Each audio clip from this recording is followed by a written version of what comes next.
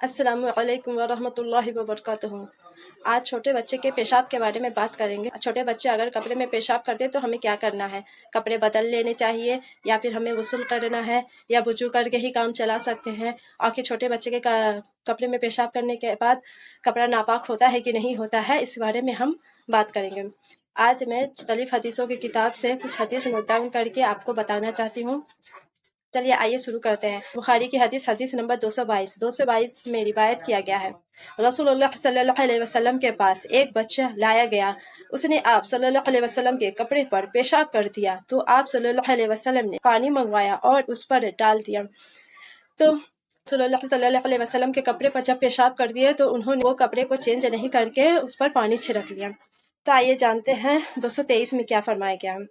ام قیس بنت محصن نامی ایک خاتون رسول اللہ صلی اللہ علیہ وسلم کی خدمت میں اپنا چھوٹا بچہ لے کر آئی جو کھانا نہیں کھاتا تھا، یعنی دودھ پینے والا بچہ۔ رسول اللہ صلی اللہ علیہ وسلم نے اسے اپنی گود میں بٹھا لیا۔ اس بچے نے آپ صلی اللہ علیہ وسلم کے کپڑے پر پیشاب کر دیا۔ آپ صلی اللہ علیہ وسلم نے پانی منگوا کر کپڑے پر چھڑک دیا اور اسے نہیں دھویا۔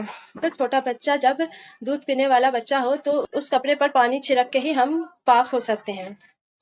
صحیح مسلم کی حدیث نمبر 662 میں عبداللہ بن نمیر نے حسام سے، انہوں نے اپنی والد سے اور انہوں نے نبی صلی اللہ علیہ وسلم کی بیوی اپنی خالہ حضرت عائشہ رضی اللہ تعالیٰ عنہا سے روایت کی کہ رسول اللہ صلی اللہ علیہ وسلم کے پاس بچہ کو لایا جاتا تھا، آپ ان کے لیے برکت کی دعا فرماتے اور ان کو گتھی دیتے۔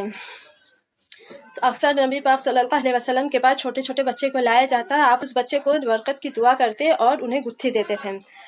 آپ کے پاس ایک بچہ لایا گیا، اس نے آپ پر پیشاب کر دیا تو آپ نے پانی منگوایا اور اس کے پیشاب پر بہا دیا اور اسے رگڑ کر دھویا نہیں۔ یہاں پر بھی ایک ہی بات ہے کہ جب چھوٹا بچہ پیشاب کرے تو اس بچے کے پیشاب پر پانی چھڑک لے، آپ پاک ہو جائیں گے۔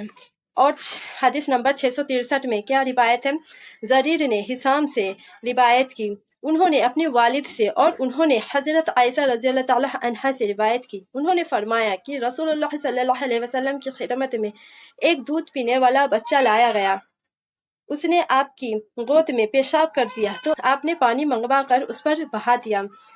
تو حدیث نمبر 663 میں یہی بیان ہے کہ چھوٹے بچے جب کپڑے پر پیشاب کر دیتے ہیں تو اس کپڑے کو بدلنا نہیں ہے، اس پر پانی چھڑک لے، آپ پاک ہو جائیں گے۔ اسی طرح صحیح مسلم کی حدیث ہے، حدیث 664 665 5762 5765 میں ایک ہی بات بتایا گیا ہے۔ اور ایک حدیث ہے ترمذی کی حدیث نمبر 71۔ آئیے جانتے ترمذی کی حدیث میں کیا کہا گیا ہے۔ تو ترمذی کی حدیث نمبر 71 میں بیان ہے، میں اپنے بچے کو لے کر نبی اکرم صلی اللہ علیہ وسلم کے پاس آئی تو ابھی وہ کھانا نہیں کھاتا تھا، اس نے آپ پر پیشاب کر دیا تو آپ نے پانی منگوایا اور اسے اس پر چھڑک دیا۔ تو نبی پاک صلی اللہ علیہ وسلم کے پاس جب چھوٹے بچے لائے جاتے جو ابھی دودھ نہیں پیتے ہیں، وہ بچے اگر پیشاب کر دیتے تو نبی پاک صلی اللہ علیہ وسلم اس پر پانی چھڑک لیتے۔ اب سنن ابو داؤد کی حدیث نمبر 374 میں کیا بیان کیا گیا؟ حضرت ام قیس بنت محصن رضی اللہ عنہا سے روایت ہے کہ وہ اپنے ایک چھوٹے بچے کو رسول اللہ صلی اللہ علیہ وسلم کی خدمت میں لائی، اس نے ابھی کھانا کھانا شروع نہیں کیا تھا، آپ نے اسے اپنی گود میں بٹھا لیا، اس لیے اس نے آپ صلی اللہ علیہ وسلم کے کپڑے پر پیشاب کر دیا تو آپ نے پانی منگوایا اور اس پر چھڑک دیا اور اسے دھویا نہیں۔ اور 375 میں بیان ہے، سیدہ لبابہ بنت حارث رضی اللہ تعالیٰ عنہ بیان کرتی ہیں کہ حضرت حسین بن علی رضی اللہ تعالیٰ عنہ رسول اللہ صلی اللہ علیہ وسلم کی گود میں تھے کہ پیشاب کر دیا تو میں نے کہا کہ آپ دوسرا کپڑا پہن لیں اور یہ چادر مجھے دے دیں کہ اسے دھو دوں۔ آپ نے فرمایا صرف لڑکی کا پیشاب ہی دھویا جاتا ہے اور لڑکے کے پیشاب پر چھینٹے مارے جاتے ہیں۔ تو یہاں سے ہمیں نئی بات پتہ چلی سنن ابو داؤد حدیث نمبر 375 میں کہ چھوٹے بچے میں اگر لڑکی ہے تو لڑکی کے پیشاب کو آپ کو دھونا ہے اور لڑکے کے پیشاب کو آپ کو پانی چھڑک کے ہی آپ پاک ہو سکتے ہیں۔ آئیے جانتے ہیں لڑکیوں کے پیشاب کو دھویا کیوں جاتا ہے اور لڑکے کے پیشاب پر پانی ہی چھڑک کر آپ پاک کیوں ہوتے ہیں۔ تو یہ حدیث ہے ابن ماجہ کی حدیث نمبر 525۔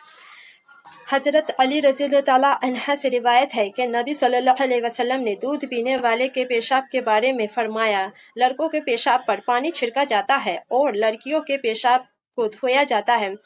عبد الحسن بن سلمہ نے کہا، ہمیں احمد بن موسیٰ نے ان کو ابو یمان مصری نے بیان کیا کہ میں نے امام شافعی رضی اللہ تعالیٰ عنہ سے اس حدیث نبوی کے متعلق سوال کیا جس میں یہ حکم ہے کہ لڑکے کے پیشاب پر پانی چھڑکا جائے اور لڑکیوں کے پیشاب کے کپڑے کو دھویا جائے۔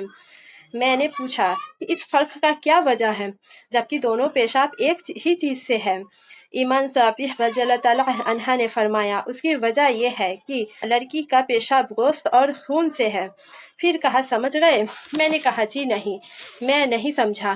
فرمایا، اللہ تعالیٰ نے جب آدم علیہ السلام کو پیدا کیا تو انہیں مٹی اور پانی سے پیدا کیا اور حوا علیہ السلام ان کی چھوٹی پسلی سے پیدا ہوئی۔ مانو کے پیشاب پانی اور مٹی سے وجود میں آیا ہے جس میں آدم علیہ السلام بنے تھے، اور لڑکیوں کا پیشاب گوشت اور خون سے جس سے حوا علیہ السلام بنی۔ اب سمجھ گئے؟ میں نے کہا، جی ہاں۔ انہوں نے فرمایا، اللہ تجھے اس علم اور سمجھ سے فائدہ دے۔ تو اس سے ہمیں پتہ چلا کہ لڑکیوں کے پیشاب کو آپ دھو لیں اور لڑکوں کے پیشاب پر پانی چھڑک لیں، اور اسی سے آپ وضو کر کے نماز پڑھ سکتے ہیں۔ اس کے لیے آپ کو نماز اپنے روکنے کی کوئی ضرورت نہیں یا پھر غسل کرنے کی کوئی ضرورت نہیں، کیونکہ نبی پاک صلی اللہ علیہ وسلم نے ایسا نہیں کیا۔ ان کے کپڑے پر جب چھوٹے بچے پیشاب کرتے تھے، جو کہ دودھ پینے والے بچے، ابھی کھانا شروع نہیں کیا ہے، تو وہ بچوں کو جب وہ لڑکے ہوتے تو ان پر پانی چھڑک لیتے اور لڑکیوں کے پیشاب کو دھو لیتے۔